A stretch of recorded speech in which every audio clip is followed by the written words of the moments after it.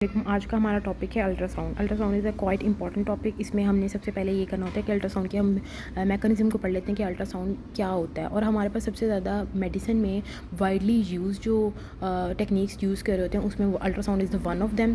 ठीक है, अल्ट्रासाउंड में आपने ना सबसे पहले होता है क्या है कि जो भी पेशेंट आता है ना, तो हमें ऐसे कोई चीज़ डायग्नोसिस करनी है हमने किसी चीज़ की, तो हम सबसे पहले कहते हैं कि अल्ट्रासाउंड करवा लें या एक्सरे करवा लें। अगर उसमें कोई डायग्नोसिस हमें कोई फाइंडिंग्स वगैरह सही से क्लियर नहीं हो रही होती हैं कुछ, तो फिर हम उसके बाद सीटी और एमआरआई करवाते हैं। उससे पहले हम सीटी और एमआरआई नहीं करवाते। तो अल्ट्रासाउंड में होता क्या है कि सबसे पहले एक प्रोब जो होती है ना, हम लोगों ने प्रोब लेना, और प्रोब होता है उसको हम ट्रांसड्यूसर कह रहे होते हैं।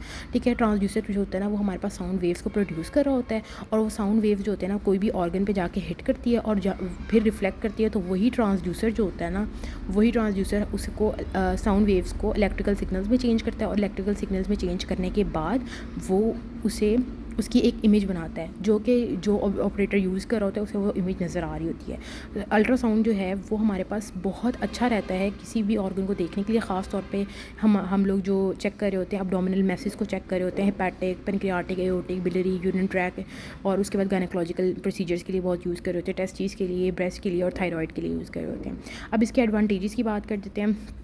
तो अगर हम एडवांटेजेस की बात करें तो इसमें एक तो ये होता है कि इसमें साउंड वेव इस्तेमाल होती हैं, तो इस वजह से ये नॉन रेडिएशन, इसकी कोई रेडिएशन रिस्क नहीं होते।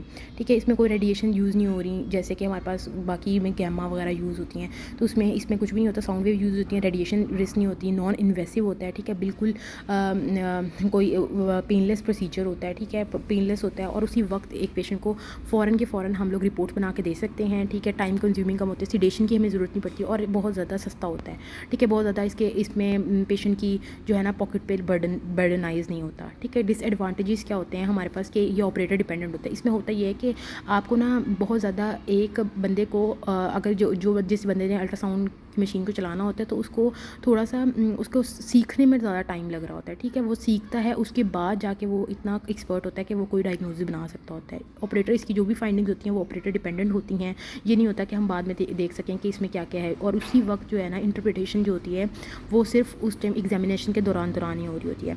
ठीक है, मैकेनिज्म ऑफ एक्शन जैसे कि मैं आपको पहले भी बता चुकी हूँ कि एक ट्रांसड्यूसर होता है, प्रोब होता है, वो हमारे पास साउंड वेव्स को ट्रांसमिट कर रहा होता है। ठीक है, और उसके बाद वो ऑर्गन वगैरह पे जाती हैं। ठीक है, वहाँ से रिफ्लेक्ट होती हैं, फिर ट्रांसड्यूसर में जाती हैं। ट्रांसड्यूसर में जाने के बाद वो इलेक्ट्रिकल सिग्नल्स में दोबारा चेंज होती हैं, इलेक्ट्रिकल सिग्नल में चेंज होती हैं, तो फिर उसके बाद उसका इमेज बनता है। अब होता ये है कि हम मेडिकल में अल्ट्रासाउंड जो फ्रिक्वेंसीज़ यूज़ कर रहे होते हैं ना, वो होती हैं 3 to 20। अब 3 to 20 मेगा हर्ट्ज़ यूज़ कर रहे होते हैं।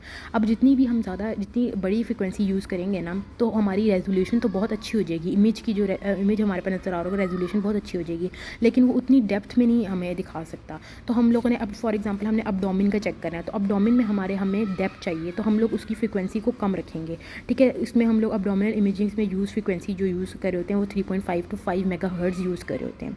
ठीक है, और उससे ज़्यादा अगर हम लोग बात करें टेस्टिस की या ब्रेस्ट की या मसल्स की, तो हम उसको फ्रिक्वेंसी को बढ़ा देते हैं ताकि उसकी इमेज की रेजोल्यूशन अच्छी हो जाए, क्योंकि ये सुपरफिशियल ऑर्गन्स होते हैं, तो इनको हम लोग आराम से देख सकते हैं अगर हायर फ्रिक्वेंसी भी हम कर दें। ठीक है, उसके बाद हमारी नेक्स्ट चीज़ आती है बीटा स्कैन। ठीक है, बी स्कैन जो होता है ना, वो हम लोग मोस्टली यूज़ कर रहे होते हैं। हम आई के लिए आई के कोई भी डायग्नोसिस करनी है उसके लिए हम यूज़ कर रहे होते हैं। इसमें हम फ्रीक्वेंसी जो यूज़ कर रहे होते हैं ना, वो हम लोग 10 to 15 मेगा हर्ट्ज़ यूज़ कर रहे होते हैं फ्रीक्वेंसी। ठीक है, फ्रीक्वेंसी हमारी होती है 10 to 15 मेगा हर्ट्ज़। ठीक है, हम लोगों ने अगर इसमें हमारा तरीका क्या होता है, हम पेशेंट को ना स्पाइन पोजीशन पे लिटा देते हैं, उसकी आईज़ बंद करवा देते हैं, उसके ऊपर लगा देते हैं हम जेल, उसकी आई लिड के ऊपर जेल लगाने के बाद हम उसका ट्रांसड्यूसर जो होता है वो हम उसकी आई के ऊपर रख देते हैं। ठीक है, और उसके बाद हमारे पास इमेजेस आना शुरू हो जाती हैं। अब ये हम लोग को डायग्नोसिस करने में बहुत अच्छा आसानी रहती है।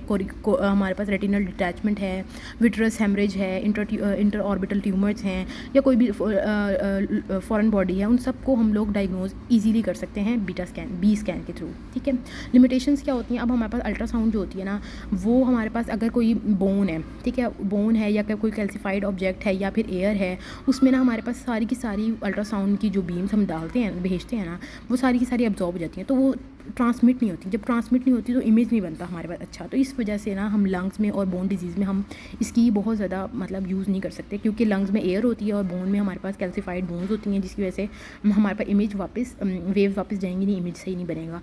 तो फ्लूइड में जो हमारे पास अल्ट्रासाउंड वेव्स हैं वे बहुत अच्छी तरीके से जाती हैं ना, और उसका हमारे पास बहुत अच्छा इमेज आ जाता है। तो हम सिस्ट में, ब्लैडर के लिए, बिलियरी सिस्टम के लिए हम बहुत बेस्ट रहती है हम लोग अल्ट्रासाउंड यूज़ करें। अब हमारे पास जैसे जैसे टाइम बढ़ता गया है तो हमारे पास क्या होता है कि टेक्निक्स बढ़ती जा रही हैं। तो होता ये है कि हमने क्या किया है, जो हमारे पास प्रोब होता है ना, एंडोस्कोपी का प्रोब, उसके साथ हम लोगों ने ना अल्ट्रासाउंड को भी अटैच कर दिया है। अब हम जब एंडोस्कोपी के प्रोब को कहीं भी लेके जाते हैं तो हम अल्ट्रासाउंड को, हम वहाँ का अल्ट्रासाउंड भी कर सकते हैं। ठीक है, हम अल्ट्रासाउंड भी कर सकते हैं वहाँ का, और इवन हम उसका फाइन नीडल एस्पिरेशन भी ले सकते हैं। जैसे कि अब ये पॉसिबल हो गया कि हम पैनक्रेटिक लीजन्स का ना fine needle aspiration oesophageal endoscopic ultrasound के थ्रू ले सकते हैं। ठीक है, उसके बाद हमने क्या करना है, हम इसी तरह हम रेक्टल प्रोब भी यूज़ कर सकते हैं प्रोस्टेट को करने के लिए, ट्रांसवेजाइनल प्रोब्स यूज़ कर सकते हैं पेल्विक स्ट्रक्चर्स के लिए। ठीक है, उसके बाद नेक्स्ट चीज़ हमारे पास एक और अल्ट्रासाउंड की बहुत अच्छी चीज़ जो है ना, वो एक और आई है, वो हमारे पास जो है ना इकोकार्डियोग्राफी है। ठीक है, इकोकार्डियोग्राफी हम लोगों में क्या होता है कि हम इसमें ना काफ़ी थोड़ी हम हाइयर फ्रिक्वेंसी देते हैं, प्रोब में डालते हैं, और उसके बाद प्रोब के थ्रू डालते हैं, और उसमें हम लोग ना लंग कह रही हूँ, हार्ट की जितने भी स्ट्रक्चर्स हैं उनको देखते हैं, हार्ट की मसल को देखते हैं, हार्ट में हम चैम्बर्स में उसको देखते हैं। ठीक है, उसके जो पेपिलरी मसल्स हैं, उसके अलावा उसके वेल्व्स हैं उनको देखते हैं, उसके बाद इंटरवेंट्रिकुलर सेप्टम है उसको देख लेते हैं, इवन हम कार्डियक फंक्शंस को भी देख सकते हैं। ठीक है, इवन उसकी वॉल को थिकनेस को भी देख सकते हैं। ठीक है, इकोकार्डियोग्राफी से। उसके बाद आ जाता है हमारे पास डॉपलर अल्ट्रासाउंड। डॉपलर अल्ट्रासाउंड की अगर हम बात करें तो हमारे पास होता ये है कि हम जब अब हमने फॉर एग्जांपल एक प्रोब है। ठीक है, प्रोब से हमने एक फ्रीक्वेंसी की अल्ट्रासाउंड वेव भेजी है। ठीक है, जब एक चीज़ नीचे से, इसके नीचे से कोई चीज़ मूव कर रही होगी तो अल्ट्रासाउंड की जो वापस हमारे पास वेव्स ट्रांसमिट होंगी प्रोब के पास, वो फ्रीक्वेंसी चेंज हो जाएगी। तो ये हमारे पास मूविंग ऑब्जेक्ट्स के ऊपर जब भी हम भेजेंगे तो फ्रीक्वेंसी थोड़ी चेंज हो जाती है, और डॉपलर अल्ट्रासाउंड वो चेंज को डिटेक्ट कर लेता है और ये बता सकता है कि किस स्पीड से नीचे वाली चीज़ मूव कर रही है और उसकी डायरेक्शन क्या है। और ये चीज़ हमारे लिए बहुत अच्छी रहती है। हम वेसल्स को जो है ना इस तरह देख सकते हैं कि मेजर वेसल्स में हमारे पास ब्लड किस तरह किस डायरेक्शन में फ़्लो कर रहा है और क्या उसकी वेलोसिटी है। ठीक है, अब हम लोगों ने देखें यहाँ पे अगर कोई हमारे पास स्टेनोटिक लेजन्स हैं उसमें हम यूज़ कर सकते हैं। उसके अलावा हम लोग इसमें नेक्स्ट चीज़ हमारे पास क्या आ जाती है, ड्यूप्लेक्स जो होती है ना, वो इससे भी हम समझ लें डॉपलर अल्ट्रासाउंड से भी नेक्स्ट चीज़ है। इसमें क्या होता है, हम बी मोड को भी साथ अटैच कर लेते हैं और डॉपलर अल्ट्रासाउंड को भी साथ, दोनों चीज़ें साथ यूज़ कर रहे होते हैं।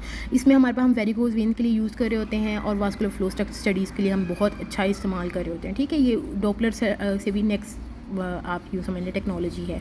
ठीक है, इसकी लिमिटेशंस क्या हैं, लिमिटेशंस की बात वही है कि हम लोग जो है ना जहाँ जहाँ एयर होगी, जहाँ जहाँ हमारे पास कैल्सिफाइड स्ट्रक्चर्स होंगे वहाँ हम वो यूज़ नहीं कर सकते। अगर जैसे कि फॉर एग्जांपल हमारे पास बाउल है, ठीक है, बाउल में एयर है वो यूज़ नहीं कर सकते। उसके अलावा लंग्स में हम यूज़ नहीं कर सकते। उसके अलावा हम लोग जो है ना ओबीज जो पर्सन बहुत ज़्यादा मोटा है उसके लिए हम यूज़ नहीं कर सकते क्योंकि उसका स्ट्रक्चर टिश्यूज़ बहुत ज़्यादा होंगे और वो हमारी जो है ना साउंड वेव्स पास करने में मसला करेंगी। उसके अलावा क्या है कि हमारे पास कोई भी पेनिट्रेटिंग बोन लीजन्स हैं, जैसे कोई कार्सिनोमा है बोन का, इसमें हम यूज़ नहीं कर सकते। तो ये हमारा अल्ट्रासाउंड कंप्लीट हो गया है।